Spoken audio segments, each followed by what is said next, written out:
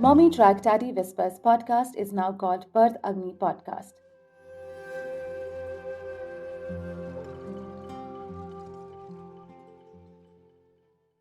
We were to have an episode for today, but I've been quite packed. So here we are re releasing a recent episode for you to dig into. Birth then and now, a change in the 40 years of Indian maternity system, with Nutan L Pandit, a seasoned childbirth educator, author, and former journalist. And those of you who did sign up for the free childbirth guide, you got the extended version. And for all of you who did not, you can still get the original free birth guide without the extended portion version 1.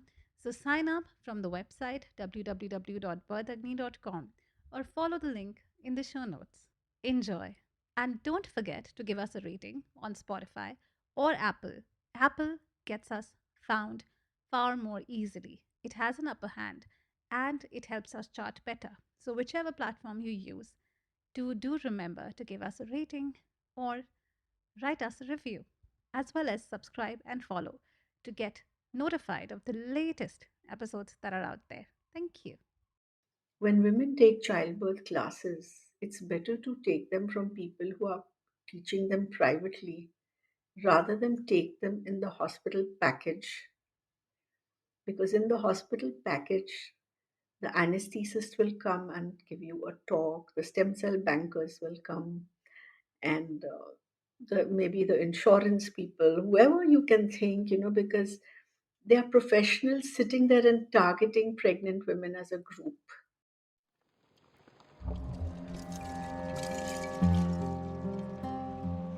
This is the Birth Agni podcast, the fire that brings us alive, that burns myths and opens a channel of authentic natural birth stories. This show debunks the many myths of the medicalized births, showcases the plethora of choices a pregnant couple can make to embark on their empowered birth journey. I'm Divya Kapoor, a certified birth and lactation counselor and an aspiring traditional birth attendant. Let's get the flames blazing high. Some 40 years ago, in 1980s, the trend of cesarean sections in India was very, very different. And it was very different in terms of the medical interventions that were there in the hospitals.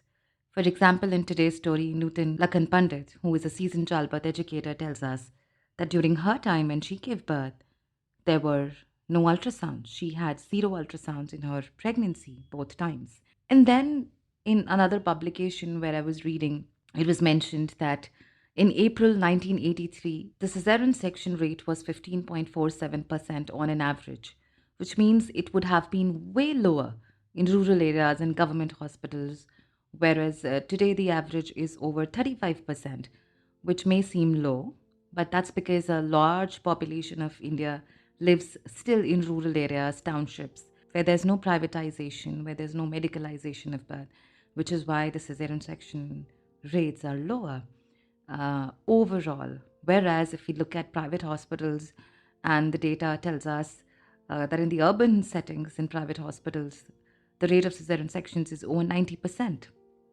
on average, which is unfortunate. And we are only reaping the benefits and we are not under the radar of WHO as of now because of the rural population. Now, when I dug deeper to figure out how things were in the 1980s, I came across the NFHS survey. The first NFHS, meaning the National Health Family Survey, was done in the 1990s, not before that. And it did not even account for surgeries. It doesn't have any data about cesarean sections from that time, meaning it would have not been a concern. The concern at that time was the death of girl child.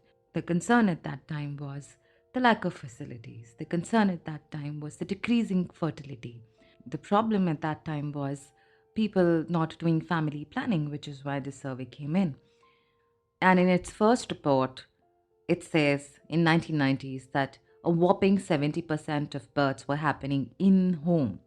So only urban women went to hospitals even then. Not all urban women also went to hospitals. In 1990s, not long ago, I was born a year before 19. I was born in 1989. Some 30 years ago, 70% of women in India were birthing at home. So as I'm reading through that report, it says that it was done by International Institute for Population Sciences, Bombay, from 1992 to 1993. The report came out in August 1995. And some of the things that I'd like to highlight is first the background. The background is that the National Family Health Survey is a nationally representative survey of ever married women aged 13-49. The NFHS covered the population of 24 states and National Capital Territory of Delhi to provide demographic and health data for interstate comparisons. The main objective of the survey was to collect reliable and up to date national level and state level data on fertility, nuptiality, fertility preferences, knowledge and practice of family planning, the potential demand for contraception, the level of unwanted fertility, utilization of antenatal services, breastfeeding, food supplementation practices, child nutrition, vaccinations, and infant and child mortality. So, the main highlight of this survey was fertility and the use of contraception or not. Um, and at that time, only 9% of rural households owned televisions and 32% owned radios. And what's interesting is that at that time also the fertility rate was reducing, although the age of marriage for women was 13, which was pretty low. And one of the things that it highlights is that 70% of women were birthing at home.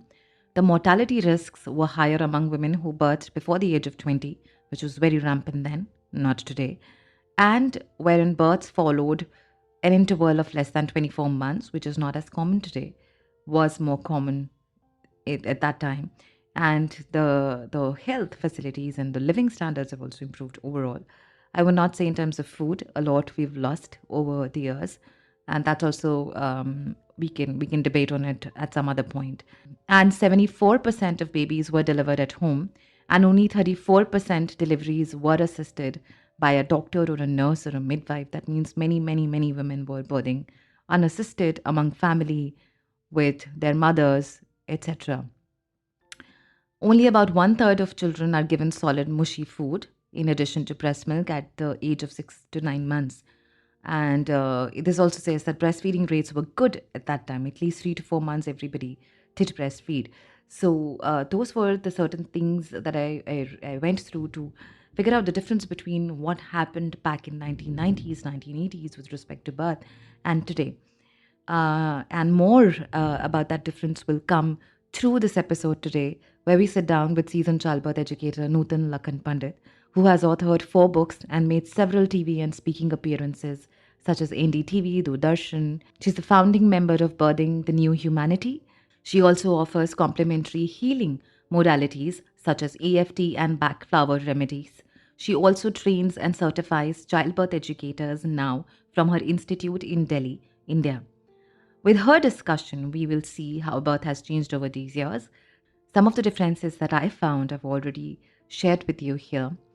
But she has, from her own experience of giving birth, some significant differences that come out in this episode. She has also worked over 40 years as a childbirth educator.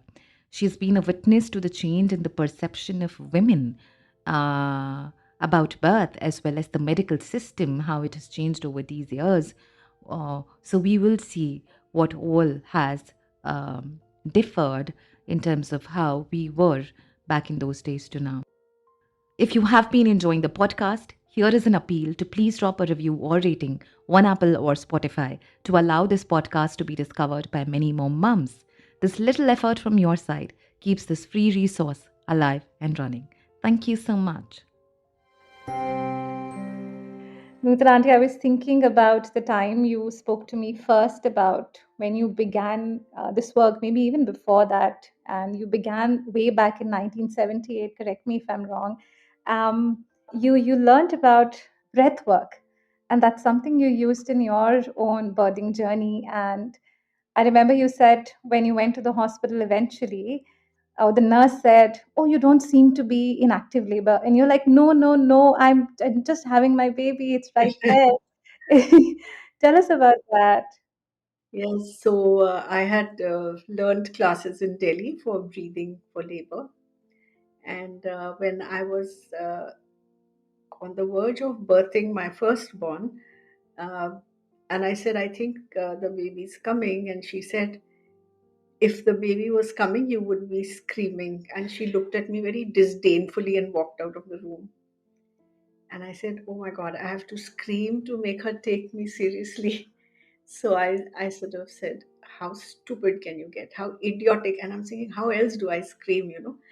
And so she came back just without making a noise. And when she looked, she could see the head of the baby. And then she panicked and she ran and, got things going to prepare for the birth. But she wasn't taking me seriously initially. Wow. Yeah. And you give all the credit to the breath work you did.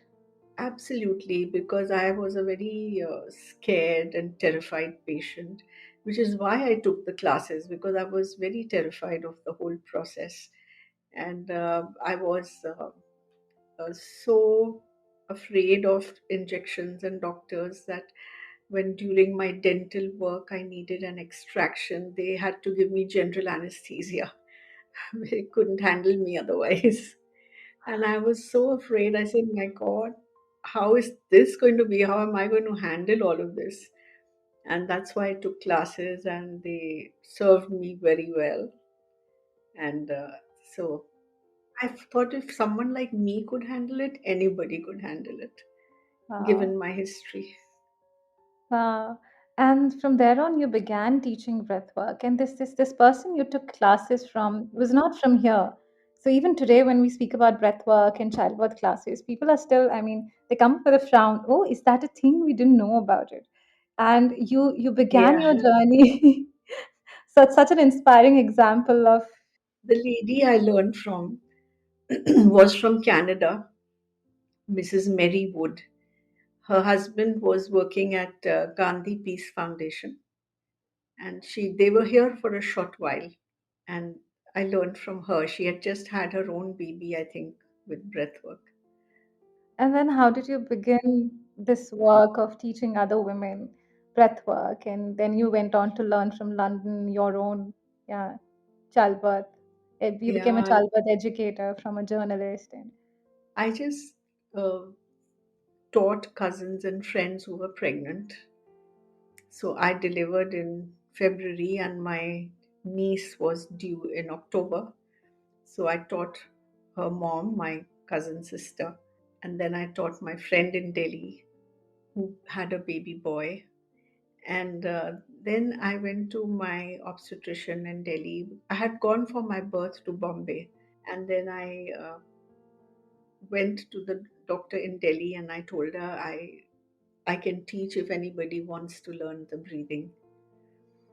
And it was my aunt actually, when I was helping my cousin, my aunt, that is my cousin's mother, said to me, this is what I should be doing and not looking for a job. But she was looking for a job at that time. And I thought, she really doesn't know what a job is all about. A job is about going 9 to 5 and about being in the office and stuff like that. And, oh, she doesn't know what she's saying. And I just dismissed what she said. Likewise, the first person who I taught the breathing to turned out to be French. And I was like, oh my God, I don't know French. How am I going to teach her? And they said, no, she's an American married to a French, so she speaks English. And while I was teaching her, one fine day, she just pulls out a book, in French. And she showed it to me and she said, you can write a book like this. And like I had thought of my aunt, I thought of her thinking, how silly can she be? How can I write a book? I mean, what a crazy idea. But oh, I did eventually end up writing a book. And I thought it was her, as they say, blessing from the heart of her and my aunt that put me on this path. There was no such career at that time in this. And it was just something that happened very spontaneously, very organically, nothing planned. And if you went on to write four books, which are so dearly loved by all of us, and they've been helping parents all this while. Speaking of spontaneity, and that's such a wonderful word. And I remember when you and I were talking before the episode, we spoke about how we've lost touch with the flow of things. How we are all in our clerical mind. We're all kind of always planning. And even when it comes to labors, one of the things you pointed out, which is so important for us to highlight here, is back in those days, labors were not as long as they've become today, and part of the process, I mean, one of the things that you highlighted again was that spontaneity is missing somewhere. So please help us explore this phenomena even more. Well, I think today what has happened is there's an information overload. All the information is available to you at the click of a button, and we are not aware about the background of that information that we are getting online, because sometimes companies that manufacture products will make NGOs and trusts that will put out information that will create a market for their products. Say, for instance, someone is manufacturing anesthesia, they will put out information on how painful the birth is. If someone is making a protein shake, they will put out information on uh, how less protein there is in the Indian diet or something like that. And you feel, oh, this is great information, and you feel you really need that product now. And also, nowadays, there are so many tests and so many ultrasounds. Now, all of these, what they do is they really frighten the daylights out of you, because the thing is that a lot of things that the tests and the ultrasounds show us correct themselves with time anyway. So they just lead to stress in the mother. And this is why in 1985 and in 2005, the WHO stressed guidelines about technology not being a good thing in birth. Say, for instance, the fetal heart monitor makes the mother lie flat on her back for hours, and that causes fetal distress or less oxygen to the baby. In the same way, research has shown that when you pass ultrasound through Mm. muscles, through tissues, it causes enough light to be seen in a dark room and a bubble of air. So the heat from the light and the air bubble can disturb growing tissues of the fetus, especially at the early stage. And this bubble of air is medically called a cavitation. Cavitations happen, heat happens, light happens, but everybody says it's totally safe, go right ahead. And the ultrasound, the cesarean rates are higher because parents are so freaked out by the time the baby is born after going through all of this rigmarole of tests and tests and tests. And parents these days want numbers because they're all working. So they want to know, you know, what percentage of chance do I have of a normal delivery? How many hours will my labor take? How many days beyond my estimated date can I go? At what Mm. week is it safe to get the baby out? At what this and what that, and what schedule should I expect? It just goes on and on, but this is not a time to go into numbers. This is a time to flow and be spontaneous. Then they want a to-do list to know, Mhm. what am I supposed to do and not do. They don't at all think of going within themselves and seeing what do they feel like doing or not doing. At this point, I wanted to go back and ask you, um, how many ultrasounds were done at your time, and what were the questions like for you when back in those days you were expecting, and what did you want to know? So, I mean, it's very It's interesting that today we want numbers to everything. We Well, want I to, had my first baby in 1975 and the second in 1978. Ultrasound was just coming into India, and I had none by the grace of God. wow, both time Thank around. goodness I had none, because if I had had an ultrasound, I would have panicked, I would have got frightened, because one baby was born with the cord around the neck, and one baby was born as a face presentation. Both of them, if I had had an ultrasound, I would have been panicked by saying, it's difficult, it looks difficult to have a normal delivery. So this overload of information, it comes Mm. back to an overload of information. We do not need an overload of information. So one overload of information we get is from all our investigative tests. Another overload we get is from surfing the internet. And it's just, you know, later pregnancies. People are having pregnancies later. So when they look up on the net, they look up all the threats involved in late pregnancies and fewer pregnancies. And there's just so much of fear mongering all around, as though birth is something so dangerous. And it's done by everybody, by people socially, sometimes even by professionals, and just all around media, books, everything, right?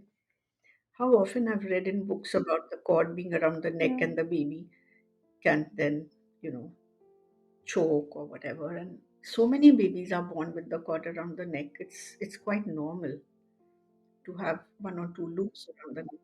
Yeah, every second baby is has a chance. Now, since all the Yeah. women are working, they want to be in control in their lives generally, and also in birth. It sort of spills over, right? The kind of way you are in one situation, you tend to be like that in other situations as well. Mm. Back in those days, I'm curious. At that time, what did the doctor say? Was the doctor also kind of explaining it to women that it's gonna just happen the way it is supposed to be? We do not have a handle on all of this. It's a mystery yet. It was a mystery yesterday. It's a mystery today. Now, I feel personally that it's something that the medical system itself has brought in.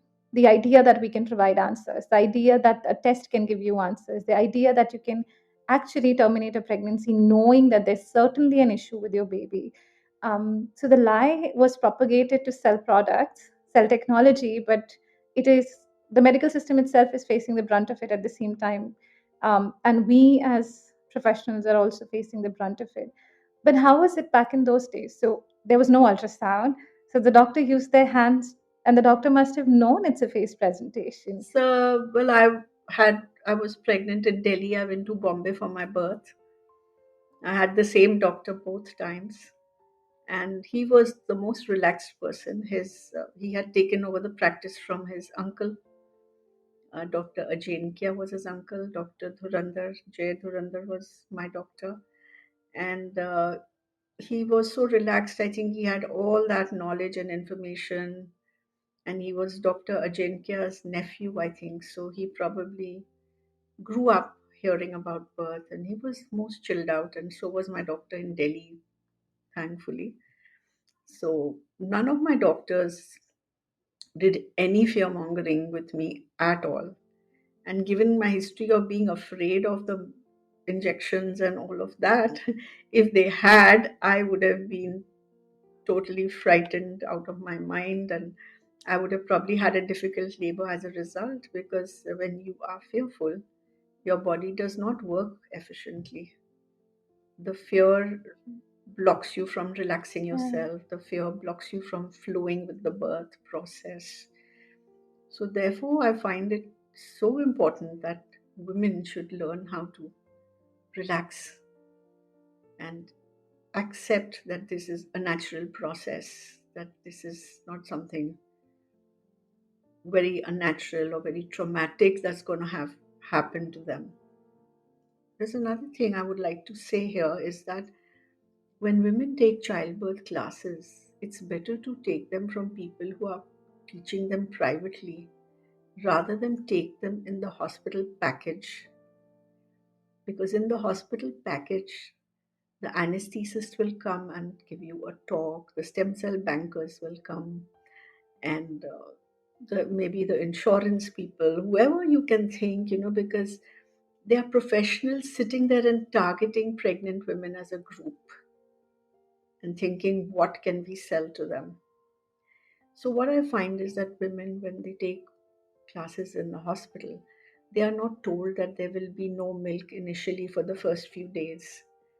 And it is a medical fact that there is only colostrum in the breast which the baby can suckle and drink, and it's very good for the baby's health in the long term and in the present moment. It's full of immunities. It has a lot of fat. It helps the baby pass its first stool, reduces the chances of jaundice in the baby. All that information you'll get in private classes. In hospital classes, they'll tell you positions, they'll tell you stuff, and then when the baby is born, they say, "Oh, you don't have milk." You motivate the mother. You push the formula, and you push the breast pump, and it becomes a big mess. Mhm. But the knowledge you get in private classes is not targeted to making you buy more stuff or do stuff that is going to cause you more problems in the long run. So I would always say that take, if you have a choice, take the private classes. And then in the hospital, they also tell them that you having labor is like breaking 100 bones in your body at the same time. It's like fracturing, and that is horrific. And thank God nobody told me that. But then what happens is they say it's like that, but don't you worry, we have the epidural. So you see how you get uh, sucked into all the hospital protocol, as they call it. It's basically what rules the hospital has set for itself for its own gains. And I don't want you to be totally anti hospital, but unfortunately, that's how most of them are today because they're most corporate hospitals. And the target of a corporate is profit, it's not health. So you get sold the epidural, you get told if the labor doesn't begin, we will induce your labor, don't you worry. But there is no need to induce labor. Labor should be allowed to begin on its own when the baby is ripe and ready, when the baby is ready to be born, to be able to suck and regulate its body temperature. That is when the baby initiates labor by releasing hormones into the mother's bloodstream. So that's the best time for the baby to become. Yeah. If the baby comes on its own when the baby is ripe and ready, the baby is less likely to need support from the NICU. And women who worry, but what if I go 2 days over my due date, 3 days over my due date, which is a date of average calculation, it's not a date of appointment.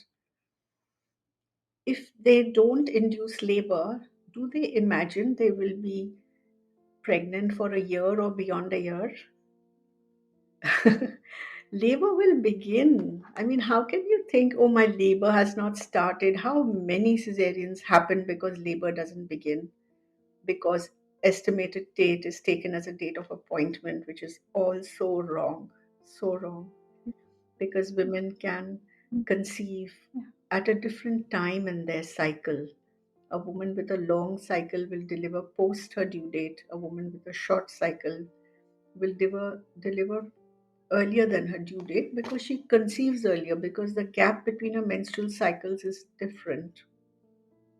Mhm. Other than that, if a woman has an orgasm, she can conceive as well, even if it's the safe time in her rhythm method of contraception. So the date really doesn't mean anything at all and should not be taken so seriously. And that is why maybe the rates of cesarean sections are rising because a lot of women plan their life around the estimated date. They've got to rejoin work, or they've got to do whatever they need to do, and they've planned the scheduling, all the timetable, the scheduling, the targets, all that comes in.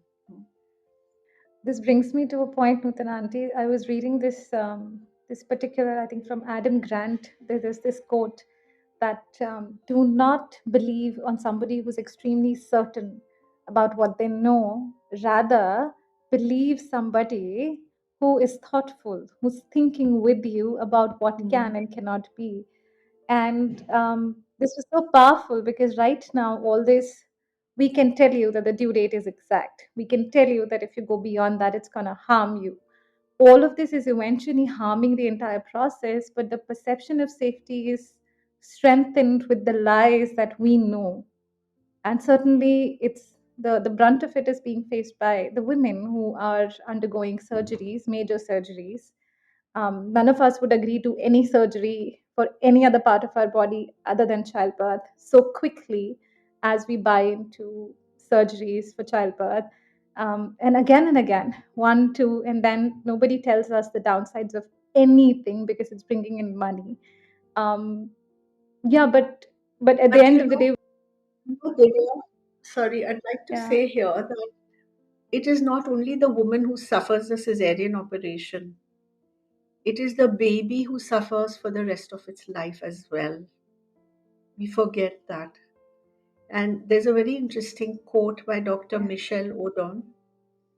He says that as violence in birth has increased, violence in society has increased, because the way we are born is the yeah, way we live. So if we are born in bright, harsh lights, and tubes are stuck in our airways, and we are put on a cold weighing scale in order to be weighed, which is stainless steel in an air conditioned room. Even an adult wouldn't like that, right? That sets a template on our impression of where we have landed, right? And we live the rest of our lives with that template, which gets engraved in our subconscious mind. If instead we are born in our own time when we are ready to be born, and instead of being placed on a stainless steel weighing scale, we are placed on the mother's chest when we are born, we experience her warmth. And so earlier it was thought that babies don't feel anything, but now research has shown they feel very acutely when they are born, in the moments after birth. And the mother's yeah. breast smells of the amniotic fluid. So when the baby is put on the mother's breast, it not only experiences the warmth of her body, the baby also experiences the smell of the amniotic water, which is familiar to the baby. So the baby feels like, oh, I'm in some kind of gentle, warm, familiar place. Then the mother will talk to the baby. So the baby has heard the mother's voice in the womb. That is again familiar. The heartbeat of the mother, the baby will hear when placed on the mother's chest, and that is what the baby is hearing in the uterus as well. So it's so much more gentler and loving for the baby to be born and placed on the mother, and not put through medical procedures and injections and aspirations and what have you, and eye drops and things. It just traumatizes the baby. And that is a trajectory that gets set in the baby's subconscious mind. Baby lives its life based on that, and that therefore also affects society and humanity. That's a powerful perspective. We aren't even thinking of that yet. We haven't even reached there that an unborn child feels and then a newborn child feels as a whole human being. It has a soul, it comes with its own. Yeah, Yes, I mean, some people believe in souls, some don't. But the violence is something we see very grossly in our society at the moment. We see the difference. yeah, And I also notice the babies who are put on their mother's chest as soon as they are born, they are they get amazing language skills. They speak big words and big sentences. You wonder, where did they pick up this word from? They're amazing. They are so Wow. confident in themselves, they are happier, they cry less. So it's just the effect of natural childbirth is way beyond the mother's experience. When the baby gets born vaginally through the mother's birth passage, the baby picks up bacteria from the mother's vagina, which give the baby good health for the rest of its life. Babies are born sterile. They will absorb whatever bacteria they are exposed to. So, in the vagina and on the mother's breasts, nature has this plan of multiplying the microbes in these two places. So, the baby gets seeded by these microbes, and then the baby has better health, better immunity for the rest of its life. The baby does not pick up infections from the hospital because the baby has its own mother's bacteria. So, it also baby swallows some of it, it goes into the baby's gut and it gives the baby good gut health as well. There is something in breast milk called oligosaccharides, which are sugars that are of use to the gut bacteria. They're food for the gut bacteria in the baby's gut. So, nature has planned for birth to be natural and normal, and that should totally, these things are not spoken of. We speak No. of tests and what they show, and there's a cord, and the cord is thin, the cord is thick, and this and that, and it long and short. Yeah. Average cord is about 2 feet long. It can be smaller or longer also. Two cords are Yeah. often seen around the baby's neck, and these are the reasons that normally cesareans are done for, right? Cord around the neck. Mm. And Yeah. big God, big baby. baby. Oh, I better deliver you before the baby gets too big for a normal delivery is another thing that's said to mums. Yeah. But And in a very inhuman way, the baby will grow like your father if the father is good-willed. I mean, that's stupid to say to a mother, and then we still buy into that. whatever size the mother is, the baby will be in proportion to be born to her. Even if the father is Yeah. huge, it doesn't matter. Yeah. And the baby's head is the part that presents, and the baby's head can mold at birth if required. And Yeah. the baby's head is almost the same for every baby, small baby, big baby, um, Asian Yeah. baby, Negroid baby, Mongoloid baby, Caucasian baby, they're all the same. Mhm. Yeah, yeah, and we can't even make out the difference between their weight. That the chubby babies are generally they have more with the brown fat. They have more survival into the world. They can thrive better if the baby is not very well. I mean, it's not right, like you said. At birth, the baby has more issues that we're going to deal with later. And that leads to another industry, the breastfeeding industry, which is thriving on the colic, the stuff, the gas, which is so much because the gut is absolutely devoid of what it could get in the beginning. And we're not even challenging. Absolutely. Yeah, yeah. Nutan auntie, how was it when your children were born? Were they brought to you? Were they put on your chest? I mean, I just want to draw that parallel that the industry knows, always knew how this happens and has um, sold itself. When my first baby was born, he came before the doctor could come. The Yeah, nurse saw the head of the baby and rushed me to the delivery room. It was 9 p.m. and they tried to call the doctor, but the phones were dead. There were no mobile phones those days. Normally, the gatekeeper would go fetch the doctor in a taxi, but the gatekeeper had gone to have his dinner, so he wasn't there. So there was a resident doctor who delivered me, and the light was so dim. We had those old light bulbs those days, we didn't have these very bright LED bulbs those days. And while I was on the delivery table, and she just looked. yeah. I don't know why I asked her. I said, "How did you decide to become a nurse?" And she started crying. And I said, "Oh, please don't cry." While the baby is coming. While she was shaving me for the dog, waiting for the doctor to come after the crowning, it must have been because I was crowning, I was taken to the delivery room. And then my baby was born very quietly and beautifully. Dr. D'Souza delivered me, the resident doctor. It was at Elizabeth Nursing Home in Bombay. And then they brought him back wrapped in a flannel sheet, and I just touched his face.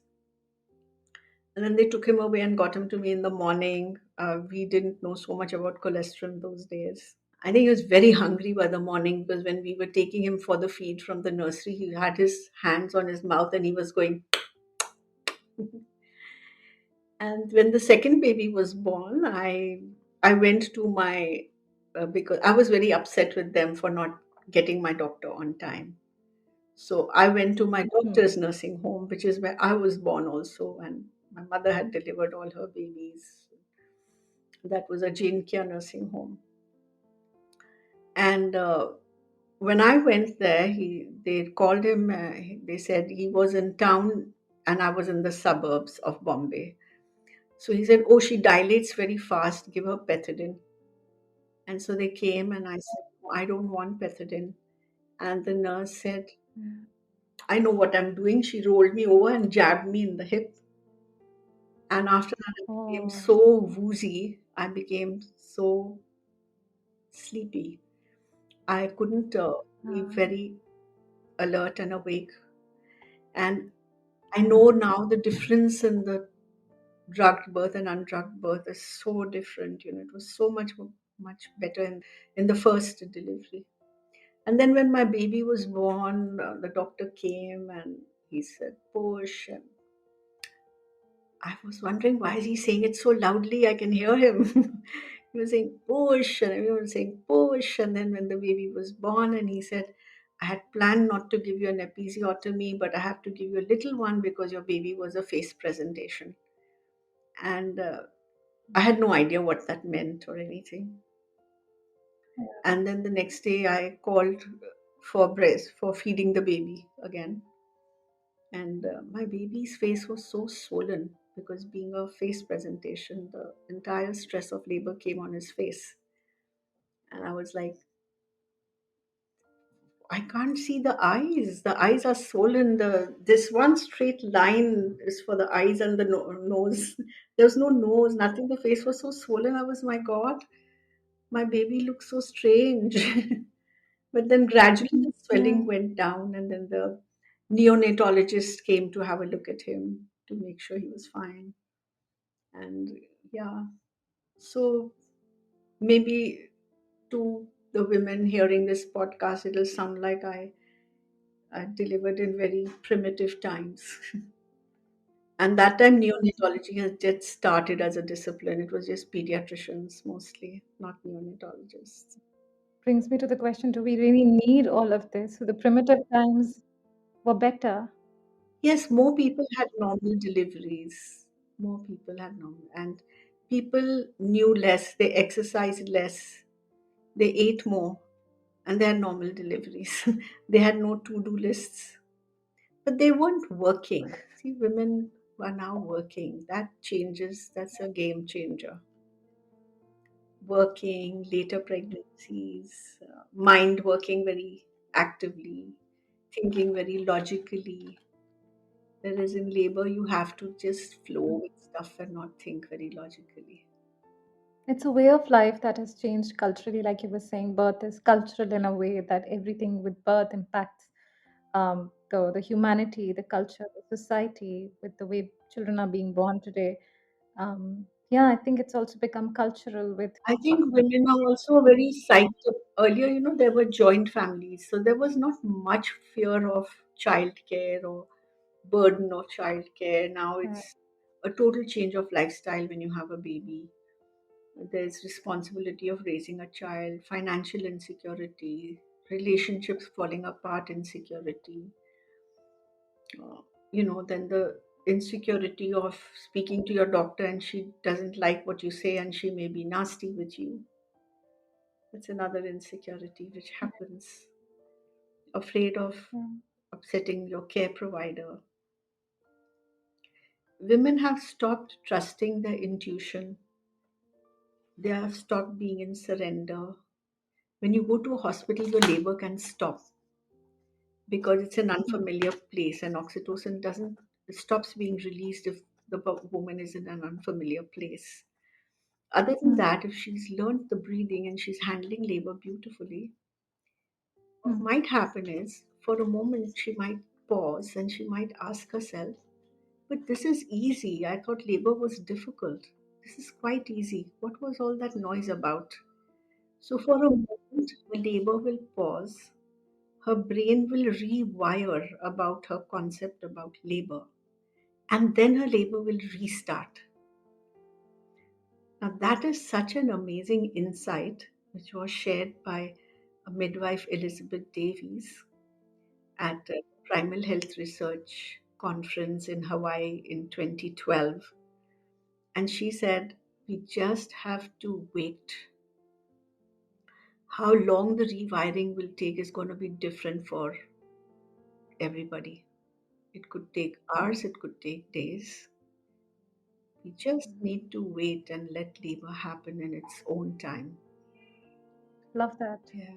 Yeah, it's a beautiful way to explain it and a very easy to in a very simple language. Something we call the surrender Hmm. to labor will happen on its own with the labor itself. Labor will do that to you as the hormones change, the cocktail of hormones change throughout, and with the intensity increases your pain killing hormones. So you're also gonna experience the bliss with the hard work.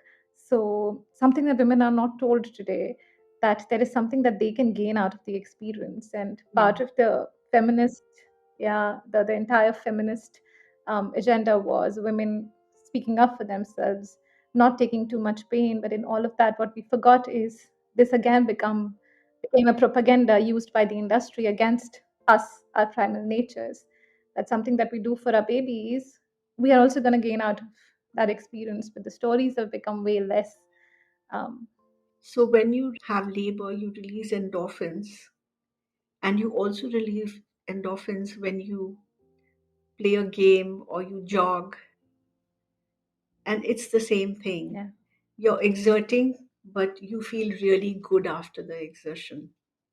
And you're exerting for pleasure. yeah, You're not exerting like lifting a log of wood or something like that to build a house. You're exerting because you love to play tennis or you love to walk or you love to jog. And you feel tired, but you feel good after it. That is a sign of the release of endorphins. And that happens in labor as well, if we allow it. If we allow it, if we yeah. don't over medicate the labor, if we don't induce the labor, we have to give it a chance, right? What do you think, Nutan Auntie, it will take now that the tables have turned uh, completely, I would say, in so many ways? Either women are birthing at home or a birth center. Only then they have a chance to experience the real primitive birth that you did in a hospital. But today they don't stand a chance with, again, like you said, information overload, the perception of we will tell you what it is every step of the way so you feel safe.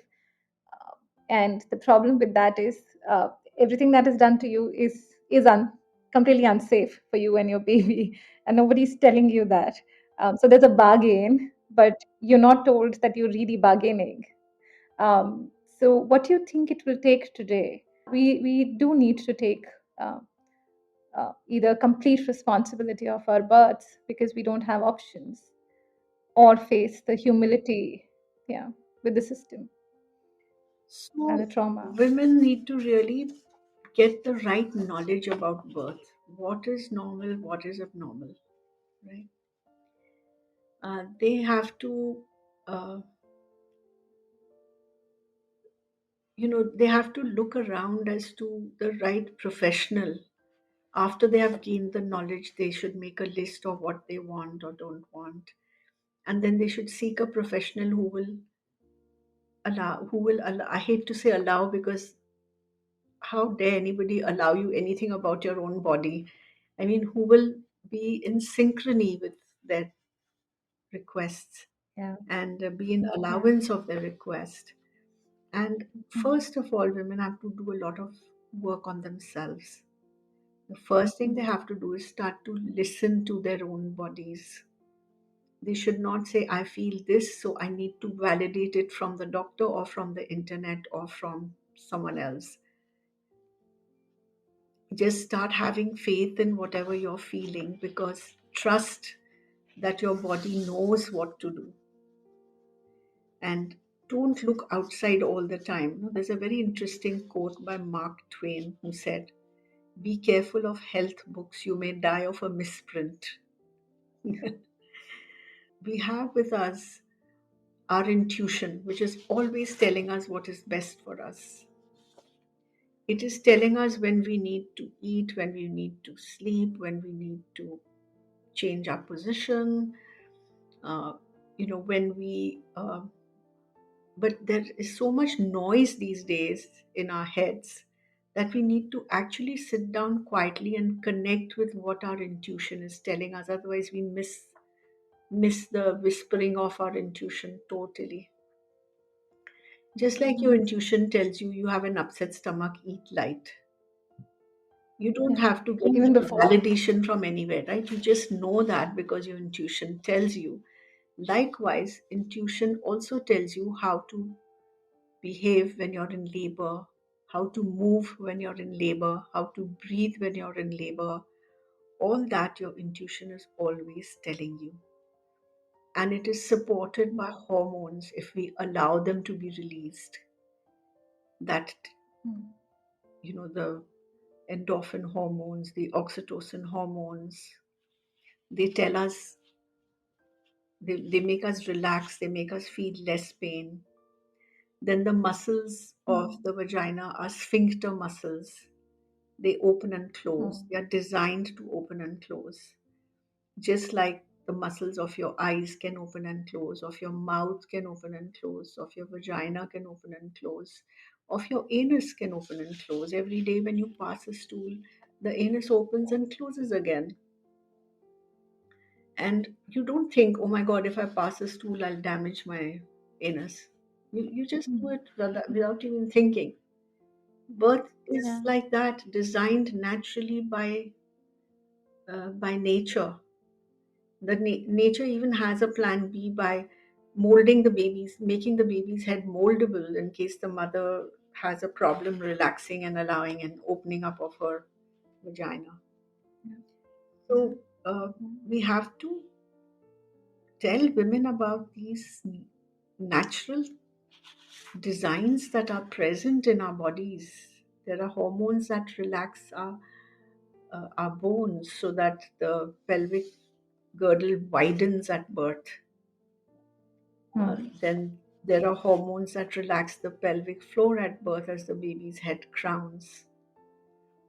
So we should talk of and empower women with this information, not with Yeah. information on tests and retests and weight of the baby and water level in the and cord around the neck or Sure. not in the neck. And how can you know how can you know that this is not dangerous unless you're in the line of birth already and in the line of birth for a long enough time to have experienced this as not being a problem.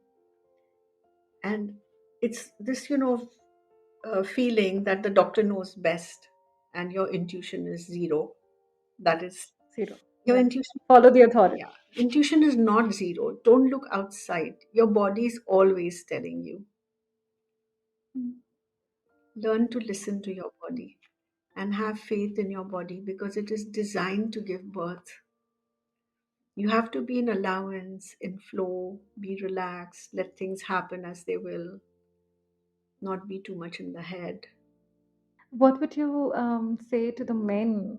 Because the system is trying to scare us with all this information, and then sometimes the mother, when she connects with her intuition, because she's the one carrying the baby, she's the one feeling all of it, she's the one who gets those signals.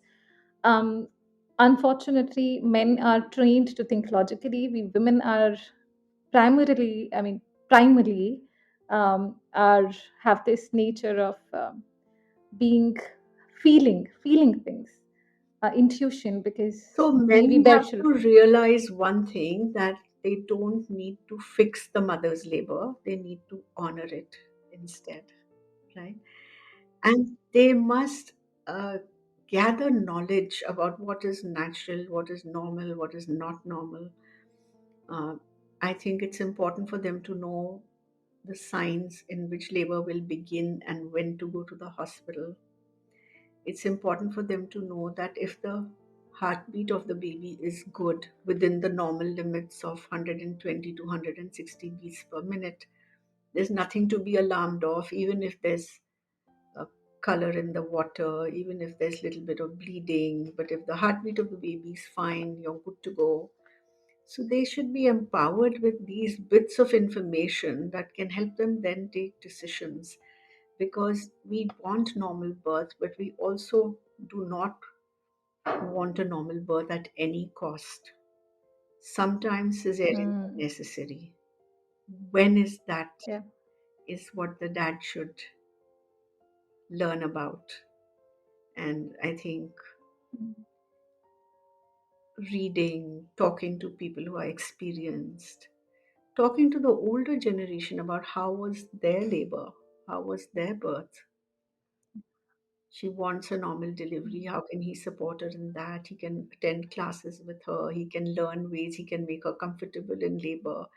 He can learn about breastfeeding and not panic when the doctor says there's no milk in the first 2 days, because there isn't milk for anybody. Hey, come on.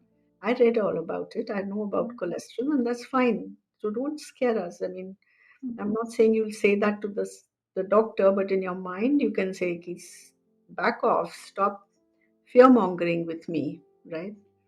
And that you can do when Mm. you know the Mm. facts. And you trust the facts by doing your own work after all this information has been given. And be assertive. Don't be apologetic about asking questions. Don't be apologetic about making requests. Be assertive. Assertive people are open people. They are open to making requests. They are open to hearing arguments. They are open to changing their mind if required, if necessary. Don't be closed, and don't think saying yes or no means you won or you lost. It's not about your ego True. here. We are working for what's best for the baby. And the dad can support the mother in learning how to massage her in labor, learn the breathing with her. So if she panics, breathe with her, give her eye contact and breathe with her. And if he does that, in 2 or 3 contractions, her panic will subside. Where you were talking about intuition with an auntie, I had this feeling that there was this birth where this mother said that what happens if I hemorrhage, if there's a lot of bleeding after birth, would you guys handle that at home? And I was like, I mean, why is she asking me that? Mm. uh, and she good built, good, I mean, doing very well in labor. She ate a good meal in the middle of the labor. She was lying down, she was having a water, going to the washroom, everything. And when she birthed, there was hemorrhage. And that's when I went Oh. to the Mm. yeah, that's when I went to my teacher Kale and I said, Mm. she told me, she asked me, what if there's hemorrhage? Yeah. And Gail was like, damn, that's what they do. Mind. What do we do of mind? And intuition. Sometimes it's guiding us. Where attention goes, energy flows, as they say. Flows. You can create stuff in your life by really feeling it in your gut and in your fear. So that's why it's so important to work on all your fears and work on all what is bothering you before you go into labor. Yeah. I do EFT with them sometimes, where we address fears and we tap them. It's an acupressure tapping technique. And sometimes I give them flower remedies if they're very fearful. Mm. But one thing I'd like to say here, that once a student of mine was hemorrhaging. I mean, I she had her twins, and then I heard that she hemorrhaged. Then I spoke to her, and it turned out one baby was born. While the other was being born, the doctor pushed the baby back and did a cesarean. And Uh, when she was yeah. In the recovery room, she started bleeding from her nose and her mouth, which can be a result of excessive oxytocin also. Yeah. When pitocin, Yeah. it is a side effect actually. So when they give you pitocin and stuff, very rarely do they talk of the side effects. Yeah. Anyway, so I had once been at a workshop where someone had said that in the mountain areas where there are no doctors and medicines available, if someone hemorrhages, they press this point. And I had done a course in acupressure, so I said before I tell them this point, let me check on my face acupressure chart. And it said this was the point, not this one, but this under the nose, between the nose and the upper lip. Mm. And so I told the dad, I said, press that point. She was in the ICU. Press that point for 5 minutes every half an hour. And he started pressing the point at 11:30 p.m. And by 3:30 a.m., she was out of the NICU. Oh, I keep saying NICU, sorry. ICU. Well, ICU. Yeah. So if somebody hemorrhages, remember this point Mm. under the nose. Yeah. So, this is the knowledge Thais had, traditional birth attendants had, Yeah. and we have lost it all Yeah. by having the Janani Suraksha Yojana. The Thais should have been absorbed into the Janani Suraksha Yojana. They should have been honored for the work they did so All. selflessly. Thais used to hardly charge anything for their services. People would give them a sari and some rice, and they would be happy. And money, if they gave, they would be happy. Didn't give, they would still be happy. Yeah. I mean, they have served humanity because considering the way you are born is the way you live. Not only have they served women, they have served babies and humanity for years. And we are losing all the knowledge. I mean, I just stumbled upon this knowledge. Probably there's tons of knowledge out there we're not even aware of. Tons, especially in the Indian system, we have been able to some extent, document the midwives, the traditional midwives of other countries, especially from. No, we have this traditional knowledge is kind of ingrained in us. Like people will Right. say, "Oh, you have a cold, adrak ki chai pee lo." Right. Yeah. है ना? "Oh, you have this, ये कर लो, वो कर लो."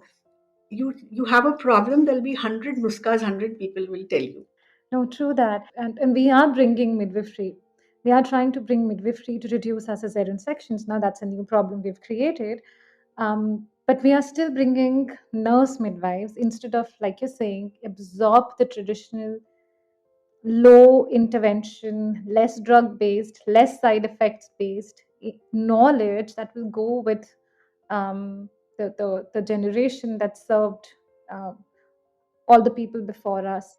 It's so beautiful. There's this documentary called Born at Home. It is made by Janet Chawla, Yes. and it's about dyes and how they work. So there's a it's about Rajasthan where there's a lot of sand all over, not much water, right? So it's amazing how they take the sand from a clean area that is not a very frequented area, and they roast it on the fire, and they spread it on the bed, and then they put a cloth on it and they make the mother lie. They put a cloth under it because it's a rope bed. Yeah. They put the sand on top and they put another piece of cloth on top and they make the mother lie on it. It'll be so comforting for the mother. It'll be like a bean bag feeling, Yeah. but warm. And then all the secretions are soaked by the sand, and the sand is buried, and it'll also increase the quality of the soil. Yeah. And the placenta is buried in a corner in the house. Yeah. So you give back to earth Yeah. everything, and that replenishes the earth. Now, one of the problems today we are having is that the quality of soil is going down. Yeah. And so, as opposed to that, dyes are now being sort of not given importance, and instead of that, women go to hospitals where they deliver on plastic sheets, and there's no touch feel thing that the dye has. There's injections and there's internments and there's, so it is so violent. Like Dr. Odo says, the more violent birth is, the more violent society is.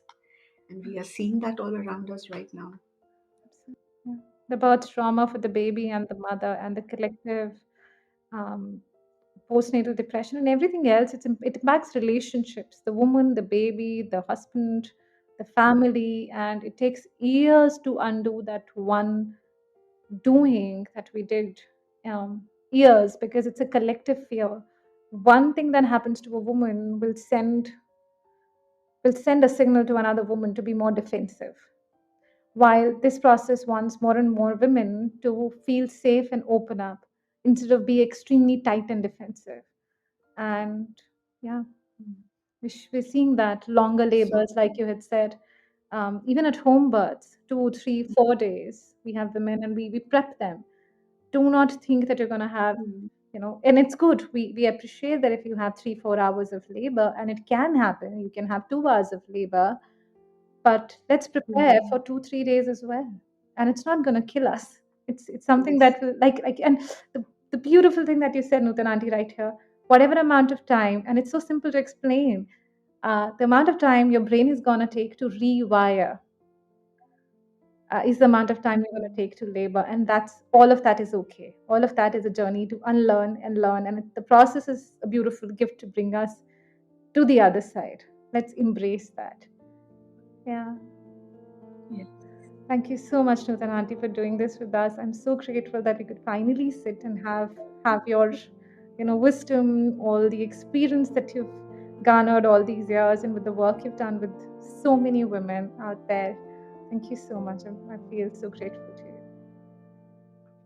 Thank you, Divya. It was lovely to be on your podcast. And I wish you all good wishes with Birth Agni. It's a beautiful initiative. Thank you. Hope it does very well going forward. Thank you so much. There is a field beyond fear where the body is empowered to take on labor and birth. To land there, it is crucial to take birth education. To enroll into our unique labor and birth preparation course, reach out to us at www.birthagni.com or scroll through all available prenatal and postnatal preparation classes. Thank you for listening, all in the spirit of birth, womanhood, and freedom. Remember, you got the power.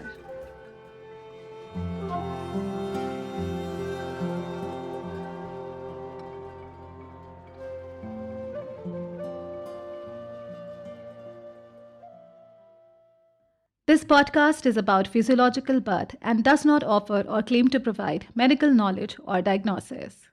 Now I can switch on my AC. Yes, you can. Yes, please. Oh, thank God I'm dying of heat.